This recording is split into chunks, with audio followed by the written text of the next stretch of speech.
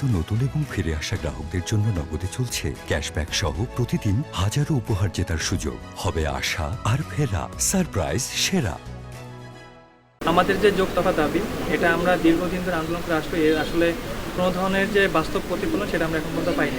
আমরা গত 8 মাস আগে যে 21 এপ্রিল যে খামারবাড়ি ব্লকের কর্মসূচি পালন করি, সেখান থেকে আমরা খামারবাড়ি ডিজি স্যারের সহযোগিতায় কৃষি সচিব স্যার এবং কৃষি উপদেষ্টা স্যারের সাথে আমরা সরাসরি সাক্ষাৎ করি, যেখানে আমাদের 6 জন প্রতিনিধি দল সেখানে উপস্থিত থাকে এবং সেখানে আমাদেরকে এভাবে বলছে যে এটা তোদের দাবি, এটা তোদের অধিকার, এবং স্যার এবং দ্রুত এই আমাদের যে দাবিগুলো এরা বাস্তবায়নের নির্দেশনা দিলেও তা 8 মাস পরেও আমরা এর যে বাস্তব প্রতিফলন সেটা এখন পর্যন্ত পাই নাই। আমাদের যে প্রধান যে দাবিটা উচ্চশিক্ষা, আমরা এই বর্তমানে এখন অলরেডি 4 দিন আমরা অলরেডি হচ্ছে এই একাডেমিক কার্যক্রম টোটাল বন্ধ রাখছি এবং হচ্ছে আমাদের যে পর্ব সম্পন্ন পরীক্ষা সেটা বর্জন ঘোষণা করছি এবং আমরা সকলেই ক্যাম্পাসে উপস্থিত হয়ে আমাদের যে কমপ্লিট শাটডাউন কর্মসূচি সেটা পালন করতেছি। সকলে যদি উচ্চশিক্ষার সুযোগ পাই তাহলে আমাদের অপরাধটা কোথায়? আমরা কেন সেই সুযোগ থেকে বঞ্চিত? এটা তো প্রথম নয় যে আমরা আন্দোলন করছি।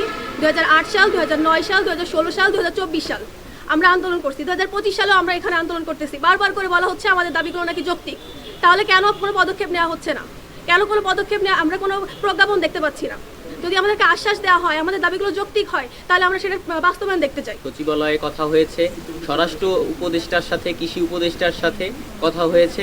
তারা আমাদেরকে শুধুমাত্র আশ্বস্তই করে গেছে, কিন্তু আমাদের দাবি আদায়ের যে প্রক্রিয়া সেখানে একটা বৃহৎ গড়মিলের আকার আমরা দেখতে পাচ্ছি।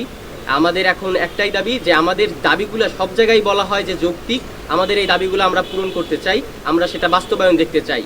আমাদের যে যৌক্তিক দাবিগুলোর মধ্যে রয়েছে যে আমাদের উচ্চশিক্ষার অধিকার, এই উচ্চশিক্ষার সুযোগ, যেখানে প্রতি বছর আমাদের যে ডিপ্লোমা সেক্টর থেকে অনেক ছাত্র বের হয়, তারা উচ্চশিক্ষা নিতে পারে না, শুধুমাত্র কিছু প্রাইভেট ভার্সিটি যেখানে লক্ষ লক্ষ টাকার প্রয়োজন হয়। কিন্তু আমরা একজন নাগরিক হিসেবে, আমরা এই দেশের শিক্ষার্থী হিসেবে আমাদের একটাই দাবি যে আমাদের উচ্চশিক্ষার জন্য ব্যবস্থা করা সরকারের। আর আরেকটা দাবি আমাদের যে প্রতিটা ডিপ্লোমা সেক্টরের ইন্টার্নি একটা ভাতা থাকে, যেখানে আমাদের ইন্টার্নি ভাতা থেকে একেবারেই অবহেলিত করে রাখা হয়েছে, যার আমরা যৌক্তিক একটা দাবি জানাই। আর একটা দাবি আমাদের প্রতি বছর ডিএ নিয়োগগুলো, এগুলো সম্পূর্ণভাবেই দেখা যায় যে ডিএ নিয়োগগুলো অনেক বছর পর পর দেওয়া হয়। আমরা এটা নিয়মিত সার্কুলার চাই